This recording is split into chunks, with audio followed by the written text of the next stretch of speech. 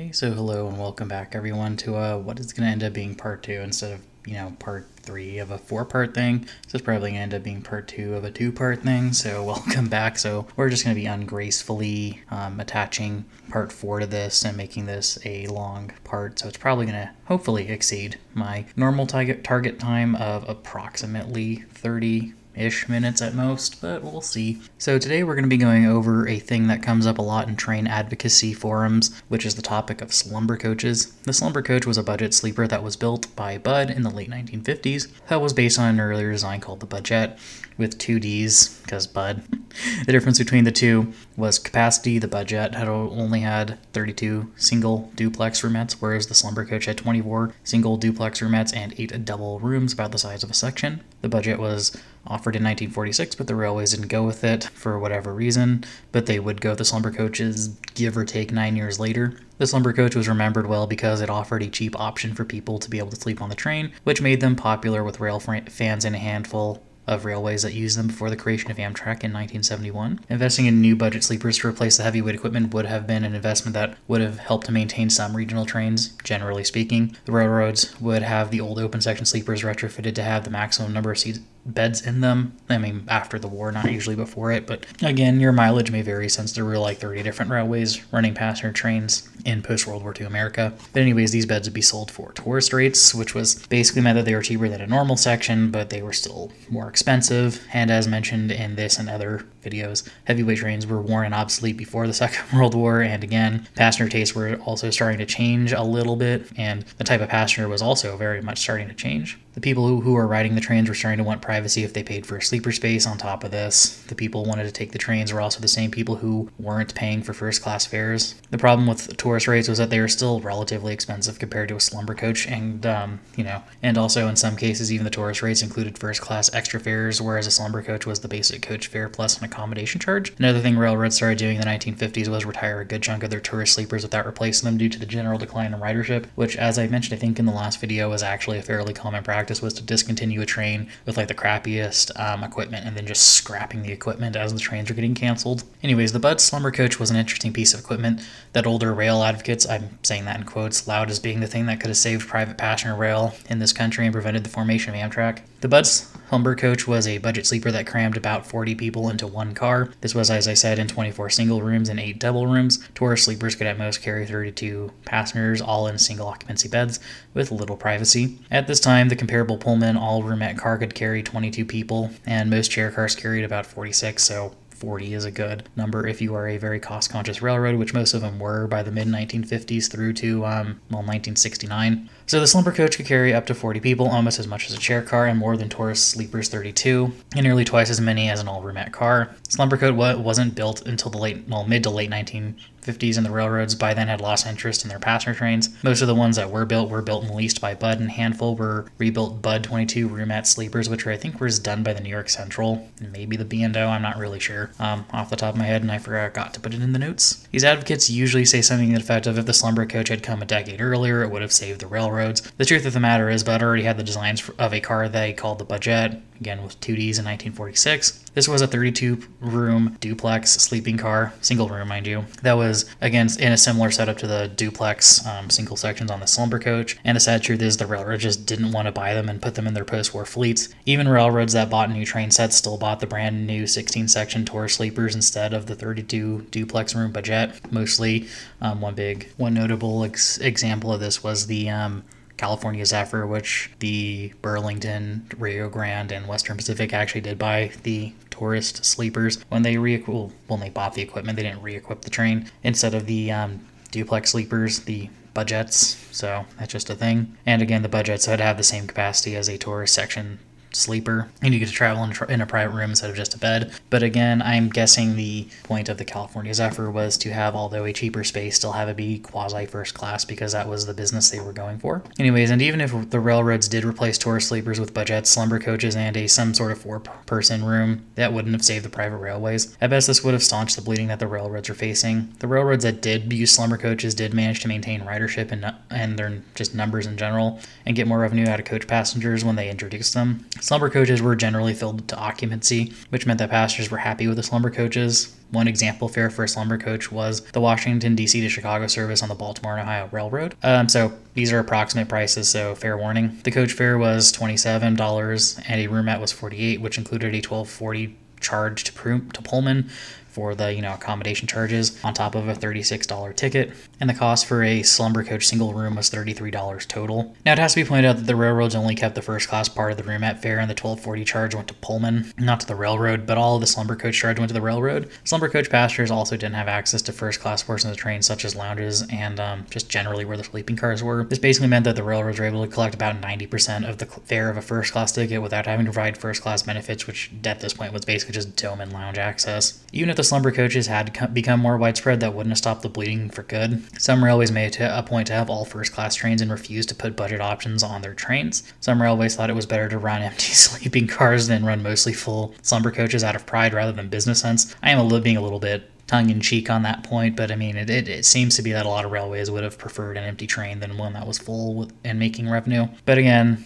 business decisions made by people who are long gone. But if these cars were rolled out in 1946 like Bud had hoped, and all the heavyweight sleepers had been replaced with them, the most that would have happened is like some secondary trains like on the Oakland to LA run like the Owl through the Central Valley lasting until Amtrak was created. And the example could be the same for other trains across the country or the Lark within California. Just in general, some secondary overnight trains would have survived, maybe some, tertiary ones or secondary long-distance trains, but also, for example, only 4 railways actually held out on joining Amtrak in 1970, which were the Southern Railway, which kept running the Crescent, and some other trains until January 31st, 1979, when the train was handed over to Amtrak. This was done because the Southern Railway couldn't afford the losses or to upgrade its coaches in the late 1970s, since its cars were getting old and below its standards at the time. So the best case scenario for those who think slumber coaches would have saved the private railways, you're looking at most putting off Amtrak's creation by about 8 years. The reality is the freight railways didn't want to run the passenger trains, and Amtrak was great to give them an out.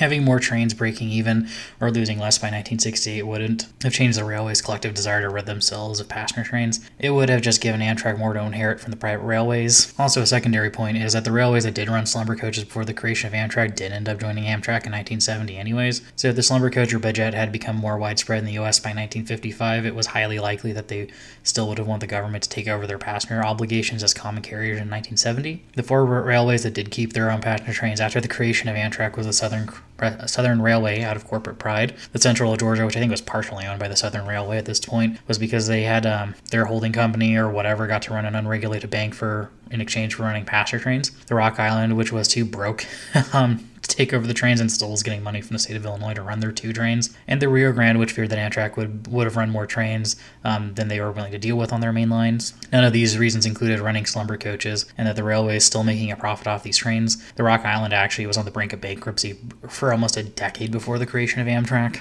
And the few passenger trains it was just run because they just couldn't afford to be absorbed into Amtrak. So, wasn't about slumber coaches. What slumber coach fans and private sector lovers ignore in all this is the massive inefficiencies that existed in the passenger rail industry before Amtrak. Maintaining trains back then was more expensive. Trains, mostly down to the steam heating and air conditioning, which were hard to maintain, prone to freezing, breaking down in general. And this became, compounded by the railroads deferring maintenance due to declining ridership and just some of them wanting to run their trains into the ground to get rid of them, which only further drove passengers away from the trains in ever-increasing numbers. Another maintenance issue was, again, not having head-end power and whatnot. But again, I went over these in part 2, so I don't really need to go over them too much. In the 1960s, though, the railroads were looking to cut costs as much as they could legally get away with, and not filling some positions and not maintaining things as well as they should have was one of the ways they did it, and was actually probably the primary way they did it. Part of this had to do with the regulatory environment of the time and due to unions treating railways like gigantic make-work programs, which I'm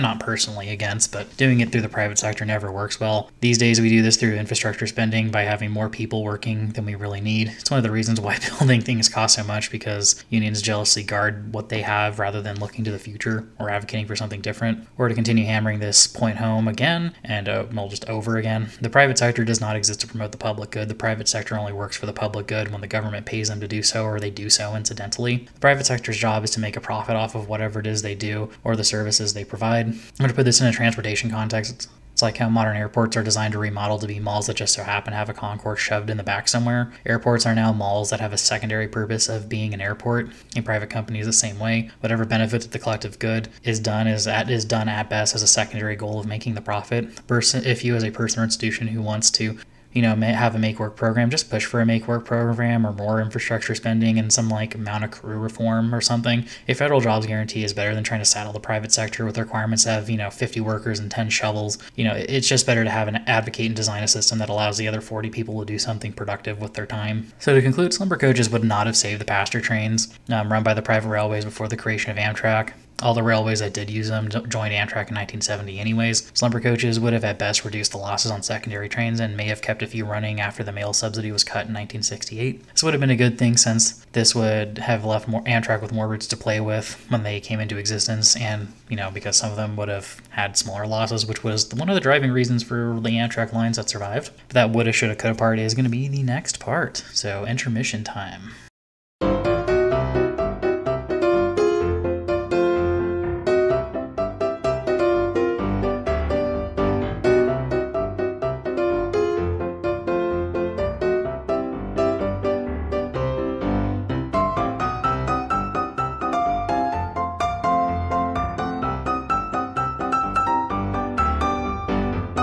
Okay, so welcome back from the intermission. So the National Railroad Passenger Corporation, or Amtrak, is the primary public passenger rail carrier in the United States. It was formed with the passage of the Rail Passenger Service Act of 1970. This act was a last-ditch effort to save the privately owned freight railways from impending bankruptcy. By 1970, passenger trains were past the point of decline.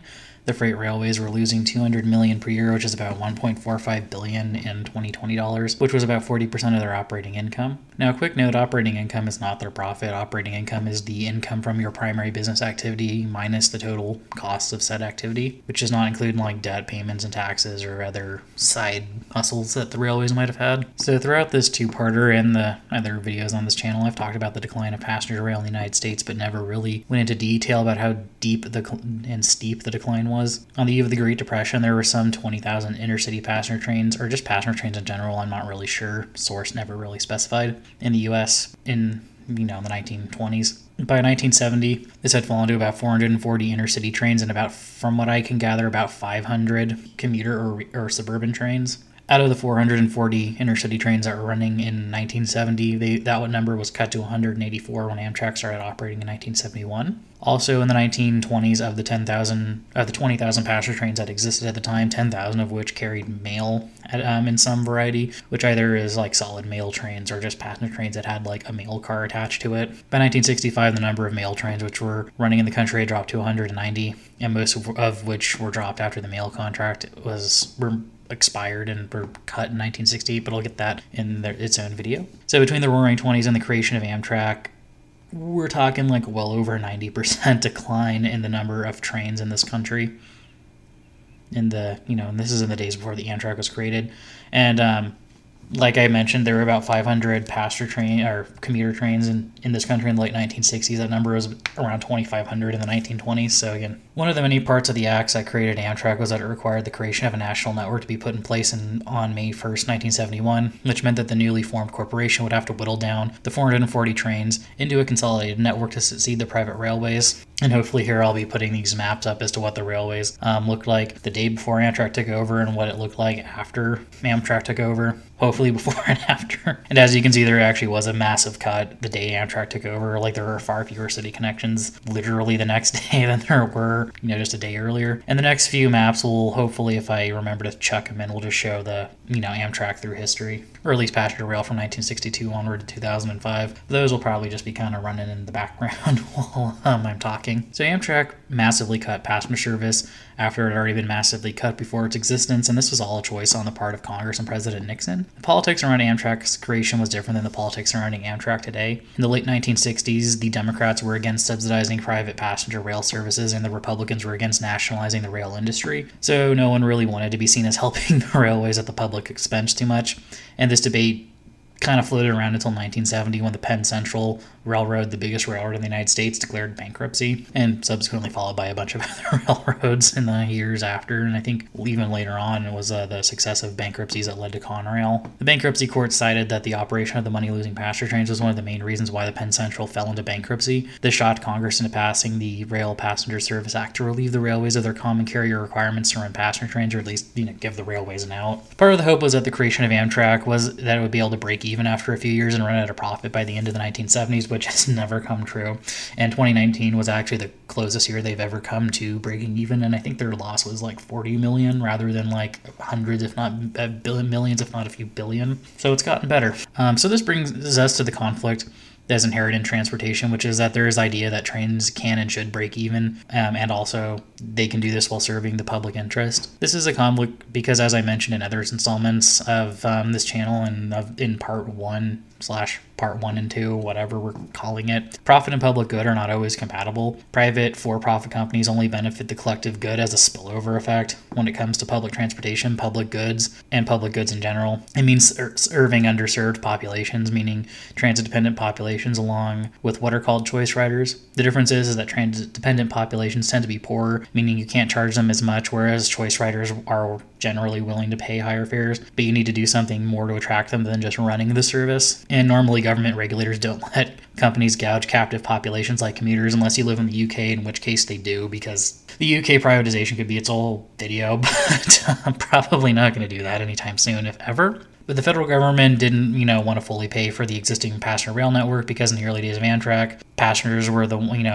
were run by contract to the freight railway. So basically kind of how some bus companies are managed now by private companies. It's by a company, but it's still a public service because reasons. And Amtrak just planned and marketed the routes that were still being run by the private railways as the trains transitioned into being fully Amtrak run. So what could have been done differently at the beginning? Congress could have added provisions into the Rail Passenger Service Act that stated Amtrak would have to continue running all existing passenger services that existed in 1970 for, let's just say, 60 years, with a stipulation that Amtrak would have to consolidate the network and services as much as they possibly could without fully cutting them, meaning that running trains through one main station in a city, if it had multiple terminals, consolidating some through routes into like one long route, like with what happened with the Coast Starlight when it was consolidation of like 4 different rail lines into one long one. And to part about saying that the new national network should have the same amount of connectivity between city pairs as the system it was replacing. This would have preserved routes and given Amtrak and Congress internal data as to what routes would have been better rather than relying on what the railways were showing.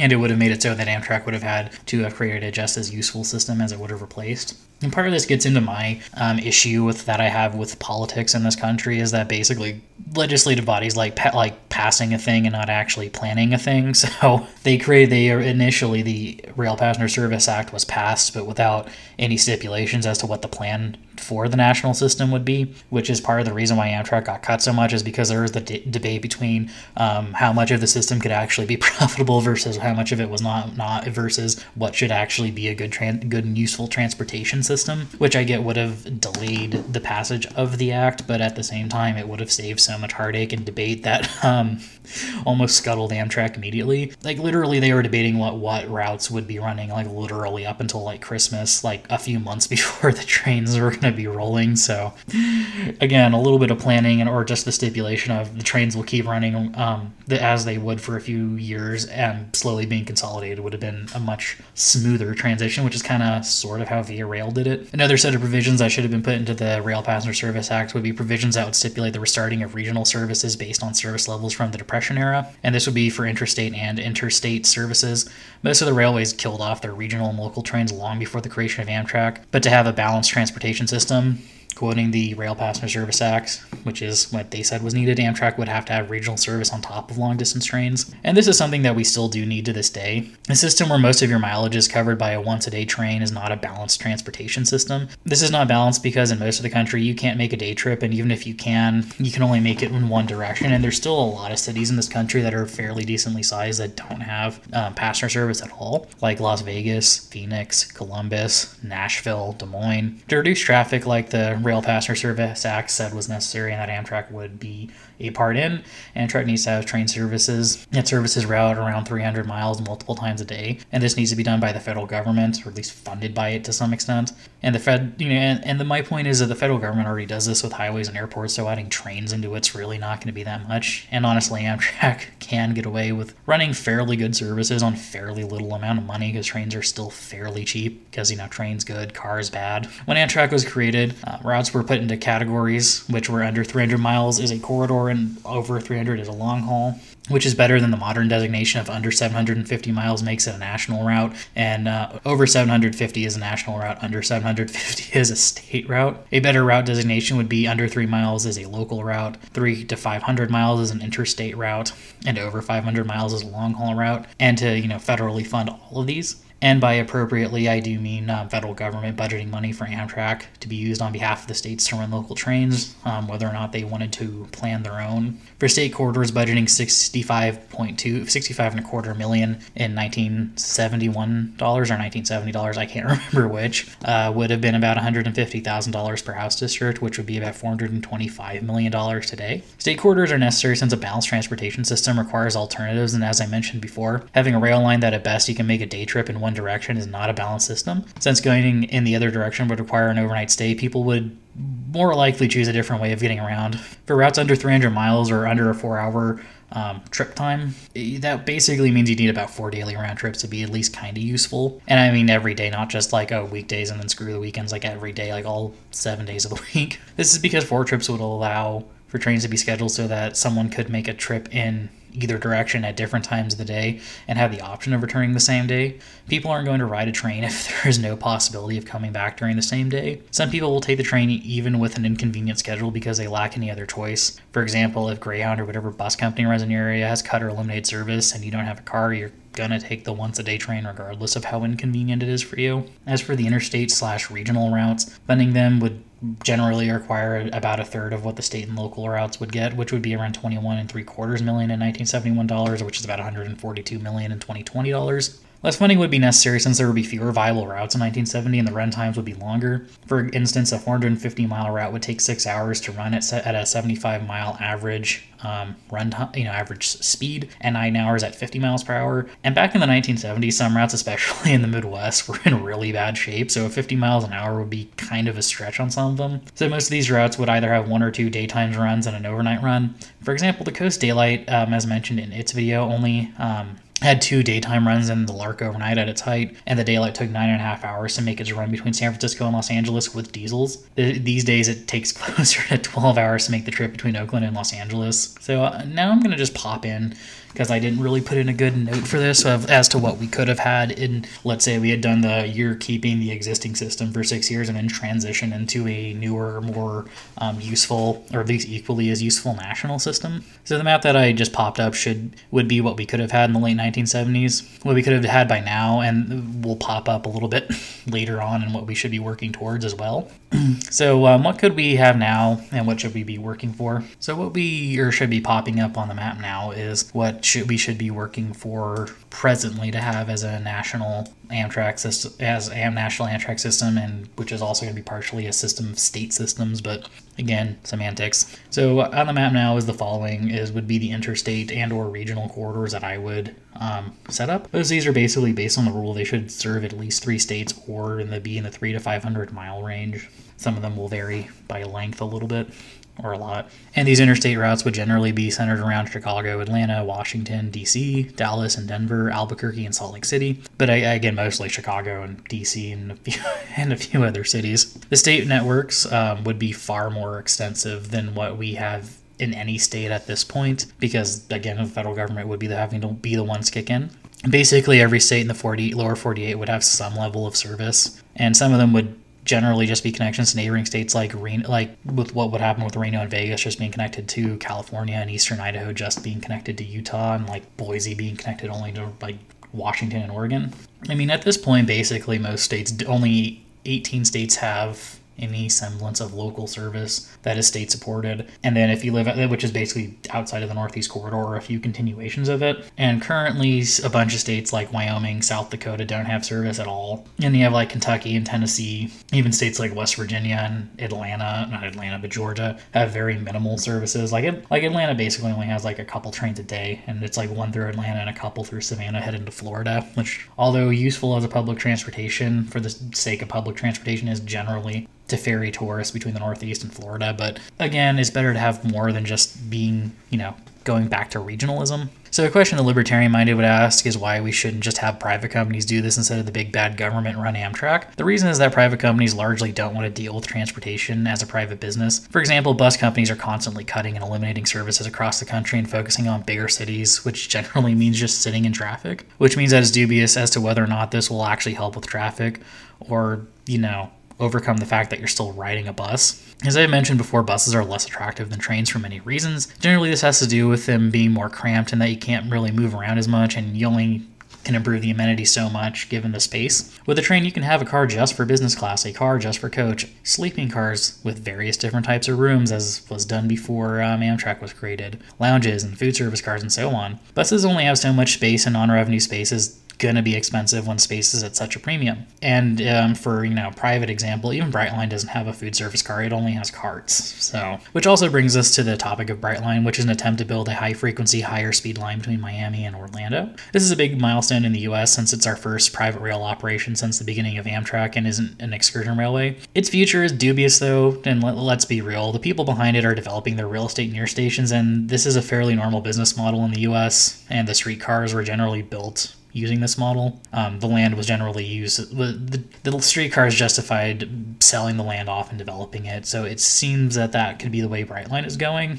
And then after the real estate development was over with the streetcar lines, generally they were sold off to other investors. It's possible that Brightline will go the same way with their line in Florida and their line between Southern California and Las Vegas, but we'll have to wait and see on that front. And what will likely happen is either the state or Amtrak taking it over in some sort of balancing act. So just going with that as a thing. But why can't private companies do what Amtrak does instead of Amtrak? The thing is that during the Obama years, bidding was allowed for other companies to run Amtrak routes and no one took them up on the offer. As mentioned previously, passenger trains run at a 40% loss in the years before Amtrak took over. No one wants to take that business over, especially if you are bidding off one route individually. And despite Congress not killing off Amtrak, a private company isn't going to want to deal with whatever the requirements that would be placed on them to provide the same level of service that Amtrak currently does, and deal with like periodic budget squabbles after every presidential election. Requirements that are not good for businesses include daily frequencies, the number of stops, keeping the coach tickets at something close to affordable, and so on. Also, the private railways wouldn't want to have another private company running on their tracks, since the private companies would likely still be running at a 40% loss, so they'd try to find other ways to make money. And this would generally involve hauling freight, which Amtrak actually tried to do in the 90s and failed at because the dispatches always made their trains late just as a discourager to them hauling express freight. And the freight railways don't want a competitor running on their own tracks that only pays the incremental cost plus a performance bonus to use the tracks. Paying incremental cost for the track access instead of market rates for time slots is one of the deals that Amtrak gets in exchange for the railroads not having to run passenger trains. The freight railways would definitely fight like hell to make sure Amtrak wouldn't get privatized, since they don't want to have someone else running on their tracks, and they also do have an ownership stake in Amtrak, which is a thing that people kind of ignore, is that the railways do have some stock in Amtrak despite them not really making decisions and not really pushing anything through it. But they for sure would not want to have a private company like First Coach, Brightline, Greyhound, or so on running trains on their tracks and possibly carrying mail or express freight or something that would be competing with them, and them not paying anything close to like market rates for the time slots, which is actually like one of the main reasons why we can't have a UK style system, which is honestly a video in its own right. But again, that's a story for a different day. And this actually brings us to the end of this two-parter, which will just go out as normal videos. I hope you did enjoy, and whether or not you do or you don't, please leave your comments down below, and I will see you in the next one.